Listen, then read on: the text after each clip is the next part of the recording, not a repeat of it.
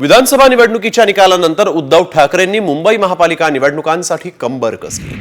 मनसेच्या घाटकोपरमधील कार्यकर्त्यांनी ठाकरे गटात प्रवेश केला। महाराष्ट्राच्या अस्मितेचा प्रश्न असून आता झोपू नका असं आवाहन उद्धव ठाकरेंनी केलं। हक्काची मुंबई डोळ्यांदेखत ओरबाडली जात असल्याचं म्हणत कामाला लागा असं ठाकरेंनी म्हटलं। ठाकरेंच्या या वक्तव्यावर उपमुख्यमंत्री एकनाथ शिंदेंनी पलटवार केला।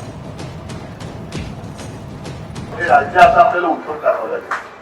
एक टिंगी तर पडले। गेल्या रविवारी मी भावाच्या उपसणात गेलो होतो, पण आता तुम्हाला झोपून जायचं आहे, कारण हा शेवटी आपल्या मुंबईच्या मराठी माणसाचा आणि महाराष्ट्राच्या महाराष्ट्र धर्माच्या अस्तित्वाचा प्रश्न आहे। आणि योग्य वेळेस तुम्ही कशा हातात घेतले, शिवसेनेचा भगवा हातामध्ये घेतलेला आहे। अरे बाबा, डोळ्यात तेल घालून काम करू दे, चांगलं आहे, काम केलंच पाहिजे। आता काम केलं असतं तर हा निकाल लागला असता का? काम आम्ही 2.5 वर्ष